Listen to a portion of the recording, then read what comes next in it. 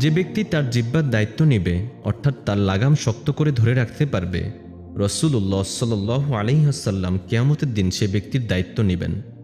ভাবা যায় শুধুমাত্র জিহ্বার নিয়ন্ত্রণ দ্বারা আমরা কত বড় নিয়ামত পেতে পারি। রাসূলুল্লাহ সাল্লাল্লাহু আলাইহি ওয়াসাল্লাম আমাদেরকে বড় বড় আযাব থেকে বাঁচানোর জন্য বলেছেন, উত্তম বলো, না হয় চুপ থাকো। এই কথার উপর আমরা আমল করতে পারি না। জিহ্বাটা চালু হওয়ার পর খুব অল্প সময়েই প্রয়োজনীয় ভালো কথা বলি, এরপরেই শুরু হয় মিথ্যা, গীবত, নামিমা ইত্যাদি। আমরা আসলে কথাবার্তা বলার সময় জিহ্বাকে নিয়ন্ত্রণ করতে না পেরে অনেকগুলো নিয়ামত থেকে বঞ্চিত করে ফেলি নিজেকে, আর ভয়ানক সব আযাবের দিকে নিজেদেরকে ঠেলে দিচ্ছি।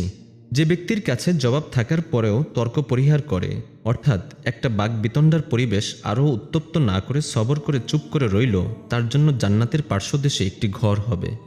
এই একটা ফজিলত জানার পর আলহামদুলিল্লাহ, অনেক কথার জুলুম, মিথ্যা অপবাদ, গীবতের জবাবে আমি চুপ থাকতে পেরেছি, আর মনে মনে হেসেছি। একটু দম আটকে সবর করে চোখ বন্ধ করে